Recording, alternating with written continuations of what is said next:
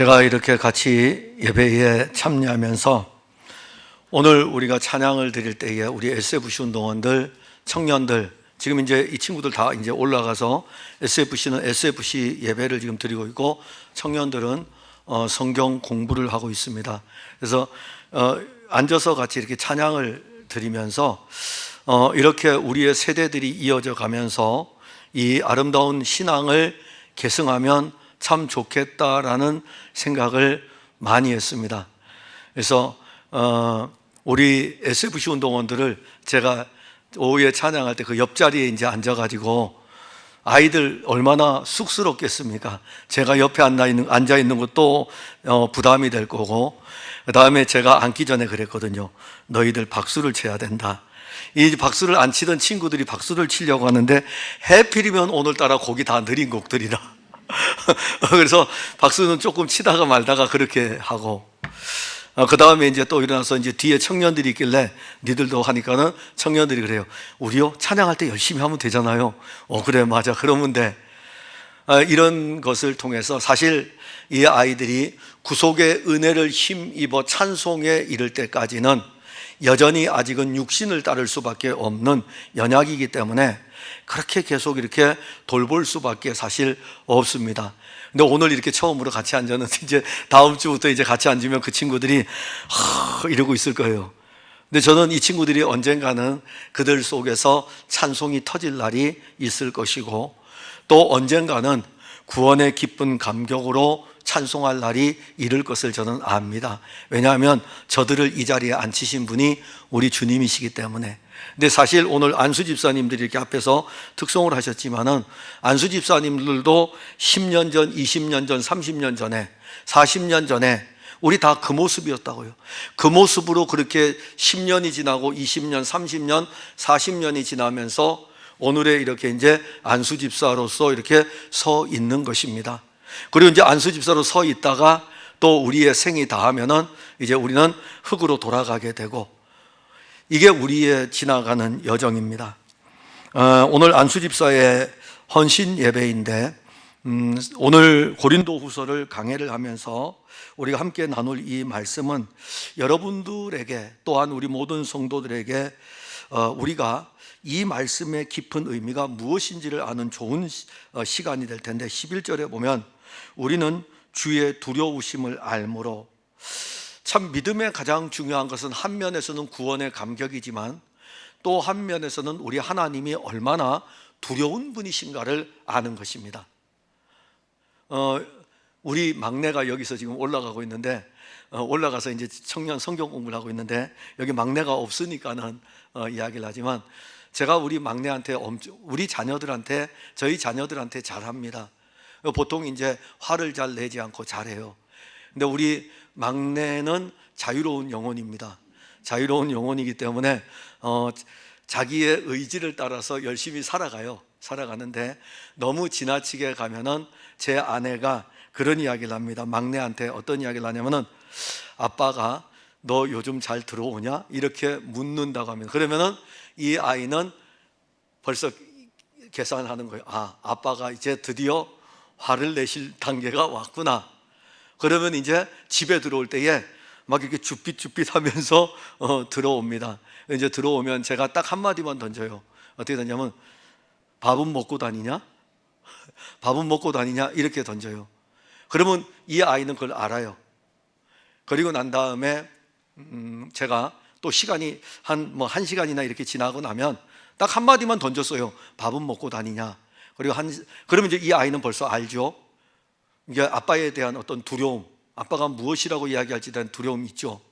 그리고 나면 이제 1시간쯤 지나고 나면 제가 용돈을 꺼내와서 용돈을 줘요. 이거 갖다가 너 쓰라고. 그 되게 이게 받으면서 얼마나 불편해할까요? 그러니까 아빠에 대한 두려움이 있죠.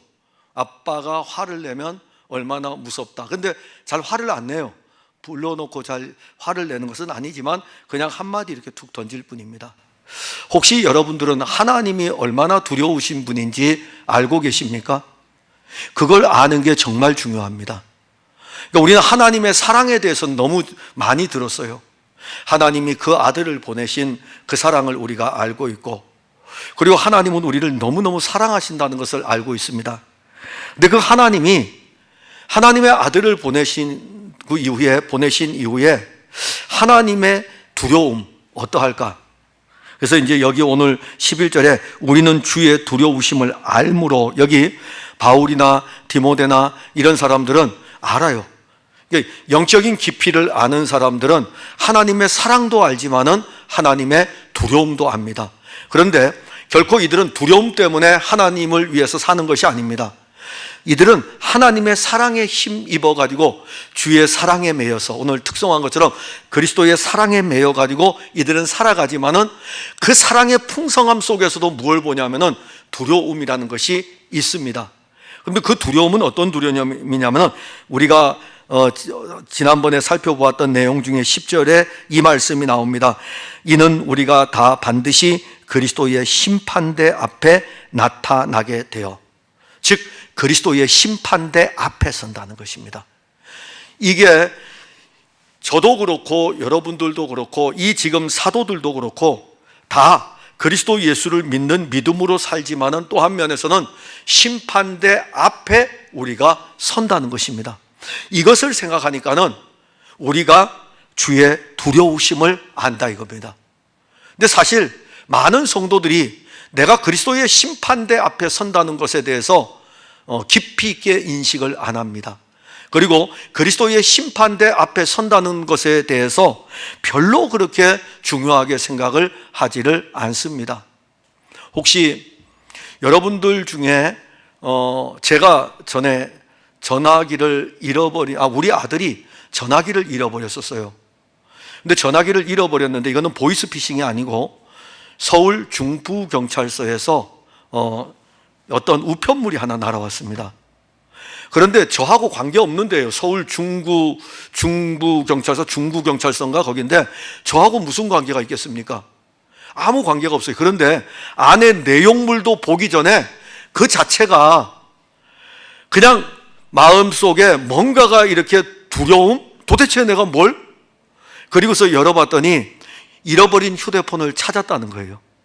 작물로 넘기려고 하다가 이 작물 앱이가 잡힌 거예요. 그 중에 이제 우리 아들의 휴대폰이 있어가지고 이걸 확인하기 위해서 연락 온 건데, 아니 근데 그 중부 경찰서에서 온 경찰서 출두소만 봐도 그러한데, 만일 우리에게 법원 출두소가 와 있다면 여러분들은 안 받아봤으니까 모르지만은 상당히 두려울 것입니다. 그런데 마지막 날에 우리가 그리스도의 심판대 앞에 출두 명령이 떨어져 있으면 그건 다 떨어지게 되어 있어요. 이 출두 명령은, 그리스도의 심판대 앞에서는 출두 명령은 모두에게 있습니다. 그래서 바울은 이 부분에 대해서 우리가 주의 두려우심을 안다 이겁니다.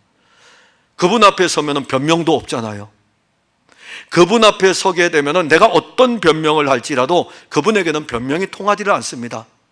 그리고 내 환경에 대해서 이야기해도 그분에게는 통하지를 않습니다. 왜냐하면 그분은 선악간의 판단을 하시는 분이시기 때문에 그 판결에 대해서는 심판대에서 선악간의 판결을 내린 걸 알기 때문에 바울은 고린도 교회에 편지를 쓰면서 우리는 주의 두려우심을 알므로, 근데 사실 바울은 주님의 심판대 앞에서는 두려움 때문에 그리스도의 일을 하는 것이 아니라 지금 이 말씀을 고린도 교회에 왜 쓸까요? 고린도 교회 성도들이 고린도 전서에서 표현된 처럼 육신을 따라서 교회를 다니는 겁니다. 육신을 따라서 교회를 다니다 보니까는 자기 육신을 자랑하고 자기 육신을 드러내고, 그러면서도 자기 육신을 따라서 파당을 만들고, 그래서 바울파, 아볼로파, 게바파, 그리스도파 해가지고 자기 육신을 따라가지고 편당을 만들고, 거기에다가 교회 안에 다양한 문제들이 지금 막 거론이 되고 있는 상황입니다. 그래서 그들에게 우리가 그리스도의 심판대 앞에 설 텐데, 그래서 이 그리스도의 심판대 앞에 선다는 것을 안다면은 사람들을 권면하다, 즉 우리가 그리스도의 심판대 앞에 설 것을 알기 때문에 고린도 교회 성도들을 권면하는 것입니다. 자, 이 권면한다는 이 표현은 어떤 표현이냐면은 그들에게 말을 통해, 이야기를 통해 가지고 우리가 그리스도의 심판대 앞에 선다는 것에 대해서 알려주는 거예요. 그러니까 예수를 믿음으로 말미암아 우리가 구원을 받았는데, 지금 우리 고린도 교회가 이런 모습을 가지고 있는데, 이런 모습을 가지고 갈 때에 우리가 심판대 앞에 섭니다 라고 하면서 이야기를 해주는 것이 권면입니다. 그래서 이 권면이라는 파라클레시아라는 이 용어 안에는 권면도 들어있지만은 또 한 면에서는 권면하면서 위로하는 말씀도 들어있는 것입니다. 그래서 권면하거니와 우리가 하나님 앞에 알려졌으니 또 너희의 양심에도 알려지기를 바라노라. 자, 여기 주의 심판대 앞에서는 이 두려움 속에서 우리가 너희를 권면하는 것은 우리가 하나님 앞에 알려졌다 이거죠. 무엇이 알려졌냐 이거죠. 바울이 지금 가지고 있는 우리가 하나님 앞에 알려졌다는 것은 고린도 후서는 바울이 그리스도의 복음을 전했어요. 고린도 교회에 그리스도의 복음을 전했고, 고린도에서 그리스도를 믿는 사람들이 이제 일어났습니다. 이들이 모여서 교회를 형성을 했어요. 그리고 바울이 1년 6개월 동안 사역을 하고 전도를 위해서 안디옥으로 귀환했다가 다시 3차 선교를 떠나게 됩니다. 그런데 이 고린도 교회가 여러 문제가 일어나는 거예요. 그래서 고린도전서와 후서라고 하는 이 두 권의 편지를 1년 이내에 두 권의 편지를 쓰게 됩니다. 그때에 전서에서는 고린도 교회에 다양한 문제가 언급이 됐다면 후서에서는 고린도 교회의 거짓 사도들, 즉 다시 말하면은 율법주의를 가지고 자기의 의를 드러내고 자기를 자랑하는 사람들, 이 사람들이 들어와 가지고 바울이 전하는 그리스도, 바울은 오직 예수 그리스도만 전했어요. 바울은 어디를 가든지 간에 자기가 만났던 이 예수님이 전부이기 때문에 이 예수님 외에 다른 것은 전하지를 않았습니다. 그리고 고린도 교회에도 유대인들은 표적을 구하고 헬라인들은 지혜를 구할지라도 나는 십자가에 못 박힌 그리스도 예수를 전한다라고 하면서 그리스도 예수만을 전했습니다. 자, 이렇게 전해서 고린도 교회 성도들이 세워졌는데, 이제 율법주의자들이 교회 안으로 들어와 가지고 어떤 일을 펼치냐면은 바울에 대해서 이제 공격하는 거예요. 지금 바울의 사역지는 에베소입니다. 그러니 에베소인데 에베소에서 고린도까지 오려면 멀었으니까는 이 고린도 교회를 향해 가지고 영적인 지도자들이 그 당시에는 없었어요. 그러니 이 고린도 교회에서 들어온 예루살렘에서 가져왔던 어떤 추천서를 가지고 와가지고 우리가 예루살렘 사도들로부터 이런 추천서를 가지고 왔는데 바울이 전한 그리스도의 복음에 대해서 사실 그들은 율법에 대한 것을 가르치고, 그리고 자기들이 이 율법에 대해서 가르치다 보니까 자기를 자랑하고 자기의 의를 내세우고, 이런 것들이 지금 고린도 교회 안에 들어와서 고린도 교회가 두 번째 이 큰 문제가 있으니까는 두 번째 편지를 쓰는데, 그 중에서 하나가 이제 쓰는 중에 이제 그 편지를 쓸 때에 우리가 하나님 앞에 알려졌으니, 어떻게 알려졌냐 이겁니다. 여기서 바울이 분명하게 증거하는 것은 우리가 하나님 앞에 알려졌던 것은 13절, 14절, 15절의 내용입니다. 그는 우리가 좀 이따 살펴보면 돼요. 그 내용을 살펴보게 되면 13절, 14절, 15절 안에 복음이신 그리스도가 얼마나 풍성한지를 알게 됩니다. 즉 우리는 고린도에서 사역을 하고 고린도에서 하나님의 일을 할 때에 오직 그리스도 그분에 대해서 알려졌고, 이것은 하나님도 아신다 이겁니다. 자, 그러면 이제 이걸 거꾸로 여러분들에게 물어보면 알아요. 여러분들은 과연 신앙생활을 할 때에 하나님에게 어떻게 알려졌습니까? 여러분들은 예수 그리스도만을 위해서 살고 예수 그리스도만을 증거하고 예수 그리스도가 우리 안에 풍성하여 가지고 말에나 일에나 죄송합니다. 그리스도 예수로 가득한 것으로 하나님에게 알려졌습니까? 아니면 자기의 의가 하나님에게 알려졌습니까? 바울은 하나님에게 우리가 알려진 것은 오직 그리스도 예수를 증거하는 이 일, 그리고 그리스도 예수로 교회를 세워가는 이 일이 하나님에게도 알려졌을 뿐만이 아니라 그 다음에 전한 것은 너희의 양심에도 알려지기를 바라노라. 그러니까 너희들이 고린도 교회 하나님에게도 그렇고 너희들에게도 우리가 가진 관심, 우리가 너희들에게 알려주는 것은 바로 예수 그리스도에 대한 것이다. 그러면 고린도 교회 성도들은요, 끊임없이 고린도전서가 이미 첫 번째 편지가 써 있잖아요. 첫 번째 편지가 써 있을 때 그 첫 번째 편지 안에 나오는 내용들을 쭉 살펴보시길 바랍니다.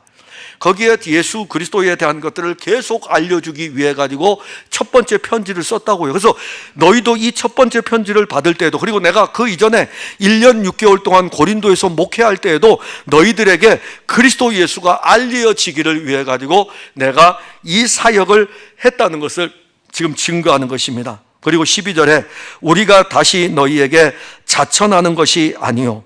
자, 지금 고린도 교회 안에 들어왔던 거짓 사도들, 바울의 사도에 대한 권한에 대해서 이야기를 하니까는, 그러면 우리가 다시 우리 스스로 그리스도에 의해서 부름을 받아가지고 너희들에게 나아갔다는 것을 내가 자천하는 이 일들을 또다시 내 자신을 추천하는 이 일을 해야 되겠느냐? 아니라 이겁니다. 오직 우리로 말미암아 자랑할 기회를 너희에게 주어 마음으로 하지 않고 외모로 자랑하는 자들에게 대답하게 하려는 것이라. 즉, 내가 이 편지를 쓰면서 너희들에게 꼭 알려주고 싶은 것은, 나는 자랑하고 싶은 것은 없다 이겁니다. 나는 내가 고린도 교회에서 얼마나 사역을 했고 고린도 교회에서 얼마나 열심을 냈는지 나는 이 부분을 자랑하고 싶은 것이 아니고, 지금 거짓 사도들이 들어와 가지고 이 사람들이 자기들을 자랑하는 거예요. 이게 참 무섭습니다. 그러니까 거짓 사도라고 했을 때 이 분명히 구분이 되죠. 사도하고 거짓 사도하고 단어로 분명히 구분이 되죠. 근데 실제는 구분이 안 됩니다. 실제는 구분이 안 돼요. 왜 그러냐면은 바울은 예수 그리스도의 복음만을 전하는데 고린도 교회 안으로 들어온 사람들은 어떤 사람들이냐면은 자기의 의를 자랑하고 자기를 자랑하는 거예요. 그래가지고 자기의 이름을 높이려고 하고 자기의 영광을 다 취하는 것입니다. 이것을 우리는 거짓 사도라고 하는 거예요. 그러니까 교회 안에서 자기의 이름을 내고 자기를 자랑하고 자기가 높아지는 모든 것들은 사실 거짓인 겁니다. 여러분들 그걸 아셔야 돼요. 우리는 거짓인 것이 너무 많아요.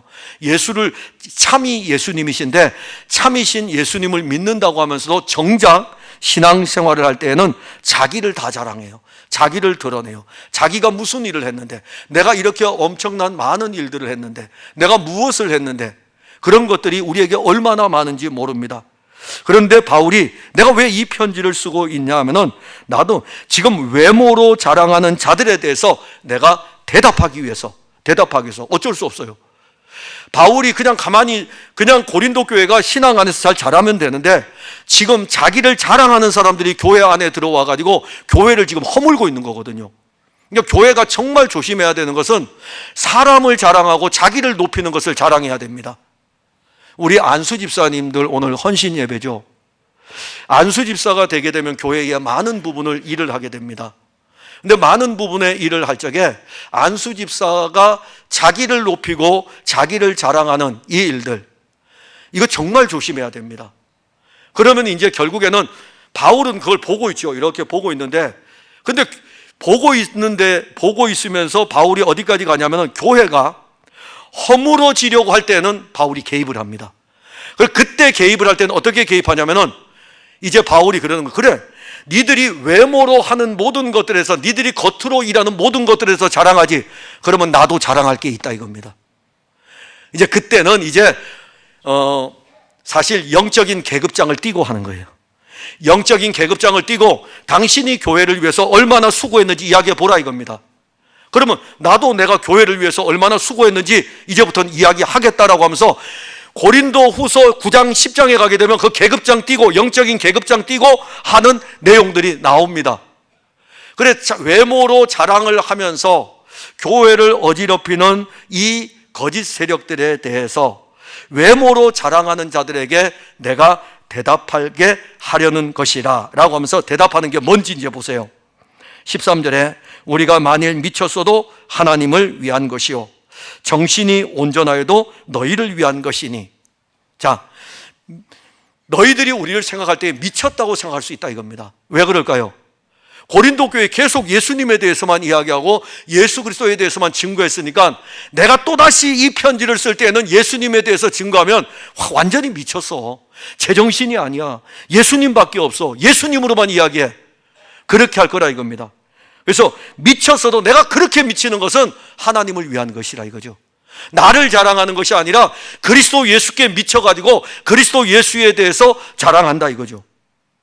그리고 정신이 온전하여도, 즉 여기 정신이 온전하다는 것은 내가 이 영적인 문제 앞에서 영적으로 진단을 내릴 때에 내 정신은 온전하다 이겁니다.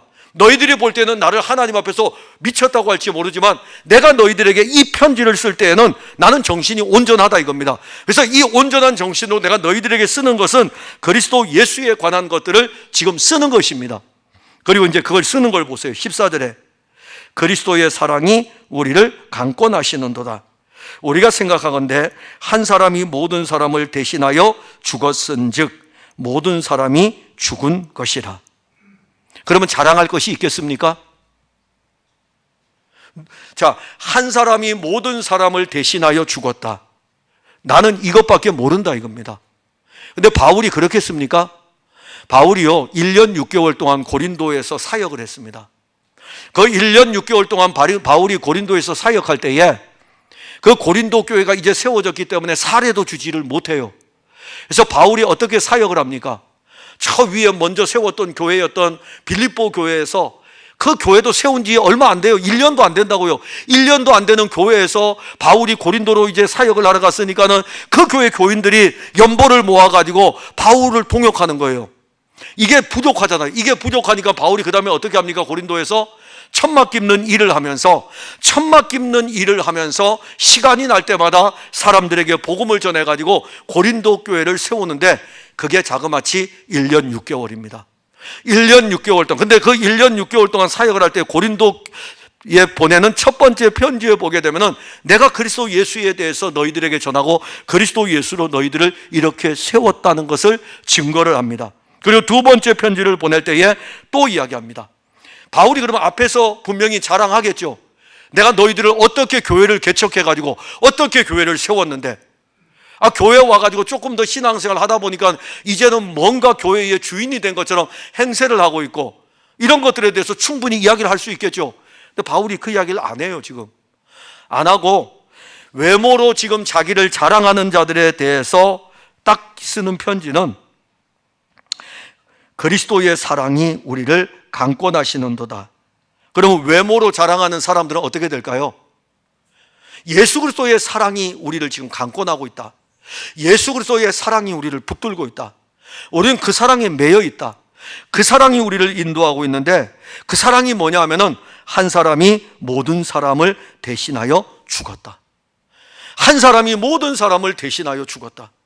하나님의 아들이 우리 모든 고린도 교회 성도들 너희들을 위하여 대신해서 죽었다. 그거 알려주는 거예요. 그거. 그러니 우리가 볼 때에 야, 이 바울 또 미쳤네. 아니 거기서 지금 그 문제 앞에서 왜 또 예수님에 대해서 이야기를 할까?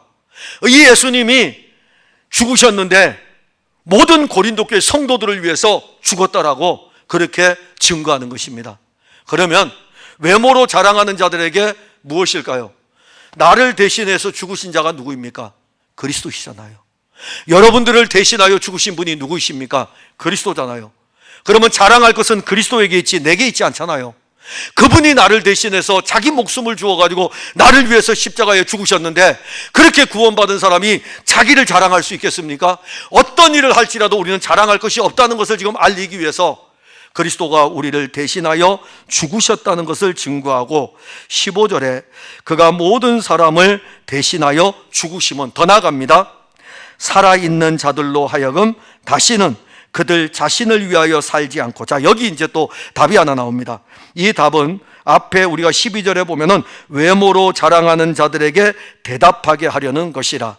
즉 자기가 외모로, 즉 자기의 의를 드러내고 자기를 자랑하고 교회 생활에 대해서 자기가 굉장한 힘이 있다고 생각하는 그러한 사람들에게 그리스도가 우리를 대신하여 죽으셨기 때문에 그리스도의 죽으심으로 우리가 죽어야 되는데, 그분이 우리를 대신하여 죽었는데 15절에서는 그가 모든 사람을 대신하여 죽으심은 살아있는 자들로 하여금 다시는 그들 자신을 위하여 살지 않고, 즉 자기를 자랑하기 위해서 살지 않도록 하기 위해서입니다. 자기의 이름을 내지 않도록 하기 위해서, 그거 지금 알려주는 거예요. 너희를 위하여 그리스도가 죽으셨다 이겁니다. 이게 은혜죠. 그 다음에 그리스도가 죽으셨는데 이 그리스도가 살으심은 바로 그리스도로 말미암아 너희들이 살아났다는 것은 너희를 위하여 살지 않도록 하기 위해서. 그럼 누구를 위해서 살게 하심입니까? 본문에 보면은 다시는 그들 자신을 위하여 살지 않고 오직 그들을 대신하여 죽었다가 다시 살아나신 이를 위하여 살게 하려 함이라. 누구를 위해서 살게 하려고요? 그리스도를 위하여. 죽으셨다가 살아나신 그분을 위하여 살게 하려고. 그러면 자, 죽으신 분이 그리스도예요. 우리를 대신하여 죽으셨어요. 그분이 살아나셨어요. 왜 살아나셨냐면은 그분이 우리 자신을 위해서 살지 않고 우리를 살리신 그리스도를 위하여 살게 하려고 이 말씀을 주신 것입니다. 그럼 결국 우리의 모든 이제 새로운 생명을 얻은, 뒤에 우리가 읽지 않았고 다음 주에 보겠지만은 누구든지 그리스도 안에 있으면 새로운 피조물이라. 새로운 피조물이에요. 새로운 생명을 가졌어요. 예수 생명을 가졌습니다. 아담의 본성을 가진 우리들이 예수의 본성을 갖게 됐어요. 예수의 생명을 갖게 됐습니다. 그러면 예수의 생명을 가진 사람들은 외모를 자랑하는 것이 아니고 외식적인 것을 드러내는 것이 아니고 예수의 생명을 가진 사람은 그리스도가 우리를 대신하여 죽으셨다는 것을 알기 때문에 그리스도의 살으심이 이제는 우리에게 있어 그 생명이 우리로 하여금 그리스도를 위하여 살게 하려는 것이라.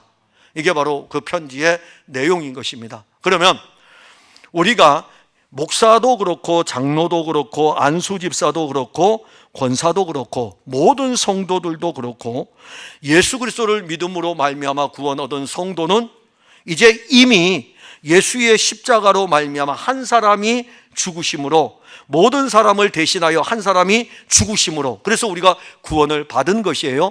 예수의 생명을 가지고 있습니다. 그러면 이제부터 우리의 삶은 이 생명은 누구를 위한 삶으로 나아가게 합니까?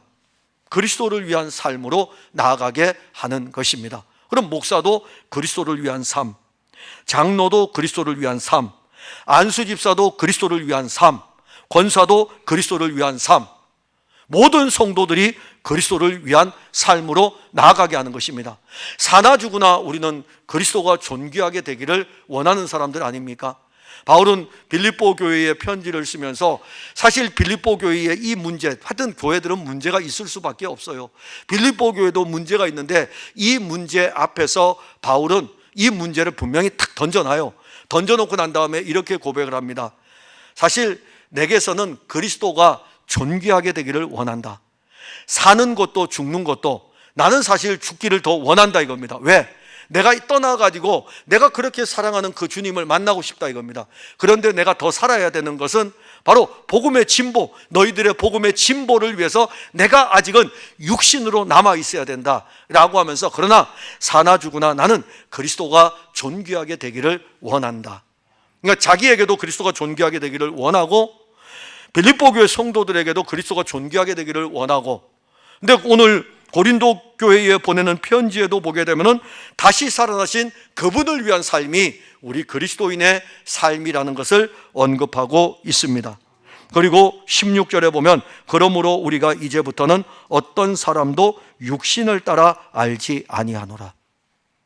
이제 여러분들 옆에 있는 사람들을 보면서 지금 여러분들이 옆에 있는 사람은 육신을 입은 사람들입니다.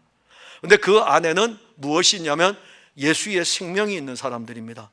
근데 우리는 이렇게 볼 때 눈에 보이는 옆에 있는 분들이 육신으로 이렇게 보게 되기 때문에 아마 옆에 있는 사람이 원수인 사람이 옆에 있는 사람 없을걸요 지금. 왜냐하면 원수인 사람이 여기 앉아 있으면 그 사람은 저쪽에 가 앉아요. 원래 그렇게 돼 있어요. 인간은 본성적으로 그렇게 돼 있습니다. 부부가 싸움을 하게 되면요, 예배 드리러 왔을 적에 평상시에는 같이 앉아 있다가 부부 싸움을 하게 되면은 여기 안 앉고 저기 앉는다니까요. 그게 우리의 모습들이에요. 그러니까 원수지간에 어떻게 같이 있겠습니까? 떨어져 있죠. 근데 지금 옆에 있는 분들은 원수지간이 아니라는 것을 보여주고 있는 거예요. 아주 친한 사람들이죠. 가까운 사람들이죠. 그래서 이렇게 눈으로 보이는 이런 사람들이 육신이에요. 그래서 육신으로 아는 거예요. 육신으로 나한테 잘해주기 때문에 내가 육신으로 커피 한 잔도 사주고 싶은 거예요. 누가 자기 원수한테 커피를 사줍니까? 육신으로 잘하기 때문에 좀 더 해주고 싶고, 그래서 나한테 살갑게 해주니까 내가 더 해주고 싶고 그랬어요. 그래서 바울이 내가 이제부터는 너희들을 육신으로 알지 않는다 이겁니다. 왜냐하면 바울이 복음 사역을 할 때 어차피 바울이 육신을 입었기 때문에 이 육신으로 고린도에 있는 사람들을 만났고, 육신으로 고린도에 있는 사람들을 만나가지고 예수 그리스도의 생명의 복음을 전했던 거예요. 그러다 보니까는 이들이 자꾸 바울이 떠난 뒤에 육신에 이끌려가지고 가는 모습들 보이니까는 분파가 일어나잖아요. 바울이 처음 사역했을 땐 그게 없었는데 바울이 떠나고 난 다음에 막 교회 안에 파당을 지어가지고 누구파 이렇게 만들어 놓고 자기들 파끼리 친한 거예요. 자기들 파끼리. 바울파는 바울파끼리 친하고, 베드로파는 베드로파끼리 친하고, 아볼로파는 아볼로파까지 친하고, 심지어 그리스도를 이야기하는 사람들은 그리스도파끼리 모여가지고 자기들끼리 친한 거예요. 근데 오늘 여기에서 이제는 너희들을 이렇게 육신으로 알지 않는다. 맞습니다. 교회 공동체는 육신을 가지고 같이 만나지만은 육신으로 아는 공동체가 아닙니다. 육신으로 아는 공동체가 아니라 예수 그리스도의 생명으로 연합된 공동체입니다. 그 생명으로 연합된 공동체이기 때문에 함께 지어져 가는 것이지, 왜 교회 안에 육신으로 이어지는, 육신으로 알고 싶어하는, 육신으로 가장된 그런 사람들을 만들어 갑니까? 저도 교회에 처음 오는 사람들을 볼 때에 처음에는 육신으로 접근을 하죠. 영으로 접근 못합니다. 그래서 육신으로 접근을 해서 이렇게 묻죠. 고향이 어디세요? 그러면 고향이 강원도라 그러면은 어찌하든지 간에 육신으로 접근을 해서 이 교회를 계속 다니게 해야 되니까는, 그러면은 저하고 고향이 같은데요. 그러면 이 교회에 처음 온 사람이 담임 목사하고 고향이 같으니까 그래도 마음이 좀 편할 것 아닙니까? 그러면 그렇게 연결이 될 수가 있어요. 그러다가 육신으로 접근할 수 있는 끈들이 계속 연결이 됩니다. 근데 교회를 만약에 그렇게 육신으로 다 연결해 놓으면 이게 육신의 공동체지 영의 공동체입니까?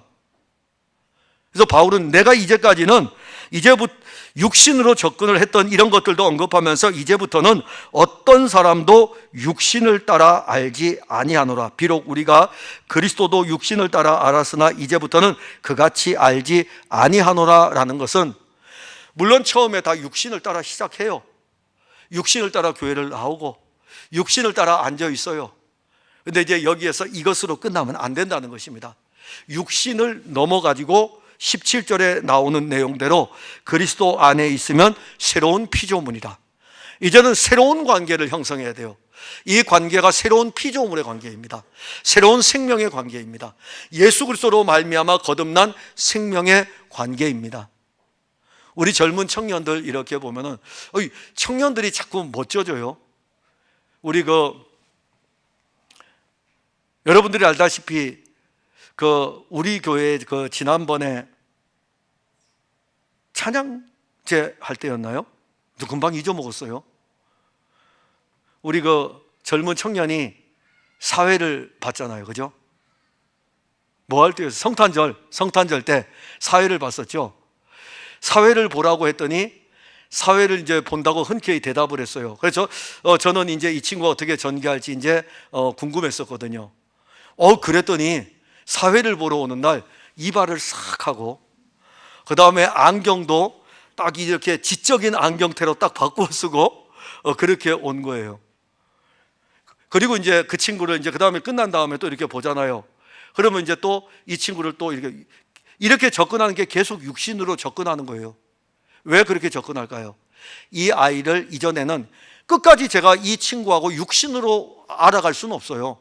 이 친구와 영적으로 알기를 원하는 데까지 가기 위한 과정인 것입니다. 그럼 자랑할 것이 무엇이 있겠어요? 그래서 바울이 이 부분 그렇게 이야기하는 겁니다. 이제 육신을 자랑하게 되면 어떻게 될까요? 내가 너를 위해서 얼마나 이렇게 많이 고생했는데, 내가 너를 위해서 얼마나 수고했는데, 이게 육신의 자랑이에요. 근데 바울은 나 이제 앞으로 그거 안 하겠다 이겁니다. 나는 이들이 그리스도를 더 알아가기를 원하며 육신이 아니라 새로운 피조물로서의 예수의 생명으로 더 알아가기를 원한다고 하는 것입니다. 안수집사로서 하나님의 일을 이루어갈 때에 정말 여러분들이 수고하고 봉사하는 이 일을 통해서 분명 여러분들의 육신의 수고와 애씀이 들어가게 될 것이죠. 그런데 그 안에 있는 예수의 생명으로 말미암아 더 깊이 알아가는 은혜는 얼마나 풍성하겠습니까? 사실 오늘 기도를 한 우리 집사님은 아주 학교 다닐 때부터 저하고 알고 있는 사람입니다. 근데 처음에는 육신으로 이렇게 계속 접근을 했었죠. 육신으로. 그래서 육신으로 어찌하든지 간에 끌고 다니려고 하고 그랬는데 이제는 육신으로 안 알아도 될 것 같아요. 왜냐하면 기도하는 내용을 보니까는 기도하는 내용이 전부 다 예전부터 보았지만은 이제는 생명으로 기도하는 그 기도인 것을 알게 됩니다. 더 이상 이제 뭐 육신으로 알 필요가 뭐 있습니까? 근데 저 아들한테는 제가 육신으로 요즘 접근합니다. 그래서 오늘도 저 아들한테 가가지고 너 뭐 마시고 싶냐 해가지고 또 블루베리를 또 하나 사주는 거예요. 이제 왜냐하면 그 아들에게는 육신으로 계속 접근을 해가지고 나중에 그리스도의 생명으로 들어가면 그 아이를 이제 육신으로 아는 것이 아니라 생명으로 아는 데까지 가는 것입니다. 바울의 이 심정을 우리가 알아야 돼요. 우리 모든 풍성한 교회 성도들, 우리 안수 집사님뿐만이 아니라 모든 성도들이 주님의 심판대 앞에 선다는 영적 두려움을 가지고 우리의 외모를 자랑하고 우리의 행한 어떤 행위들을 자랑하는 것이 아니라 우리에게서 그리스도 예수가 자랑이 되고 내가 믿는 예수가 자랑이 되고 내가 전한 예수가 자랑이 되고 그리고 그 사람들 안에서 그리스도가 이렇게 자라가는 것이 우리의 자랑이 된다면 이것이야말로 주님이 기뻐하시는 한 몸의 교회인 것입니다. 기도하겠습니다. 하나님 은혜를 감사합니다. 오늘 바울은 고린도 교회에 편지를 보내면서 우리가 그리스도의 심판대 앞에 서는 이것을 알기 때문에 두려워하는 이 부분을 언급하지만 그러나 실상은 바울 안에는 그리스도의 생명과 그리스도의 사랑이 넘칩니다. 그런데 고린도 교회 안에 침투한 이 잘못된 사상은 사람들에게 자꾸 육신을 따라서 자랑하는 것들을 드러내게 하고 그러다 보니까는 바울이 증거했던 복음이 이 육신을 따라 증거하고 자랑하는 것들로 묻혀버리고 이 일로 인해 가지고 고린도 교회는 자기들을 자랑하는 것으로 가득하고 자랑하는 사람들끼리 모이게 되고 그래서 교회가 위기를 만납니다. 그래서 바울은 이 교회에 편지를 쓰면서 육신으로 알지 아니하고 새로운 피조물인 영의 생명으로 알고 영의 생명으로 교통하는 복음의 생명의 능력을 증거하고 있습니다. 이 풍성한 교회가 때로는 육신으로부터 출발했으나 그러나 이제는 영의 깊은 단계로 나아가기를 원하고 그리스도 예수의 생명 안에서 함께 지어져가는 교회가 되어 정말 이 교회를 출입하는 성도들마다 육신을 따라 신앙생활하는 것이 아니라 새로운 피조물로서 예수의 생명으로 신앙생활하는 사람들이 더욱 많아지고 또 세워지기를 진실로 원합니다. 특별히 우리 안수 집사님들에게 주의 은혜를 주어서 저들이 맡은 바 교회 공동체의 일을 감당할 때에 자기를 자랑하지 아니하고 그리스도가 그들에게서 자랑이 되게 하옵소서. 예수님 이름으로 기도하옵나이다. 아멘.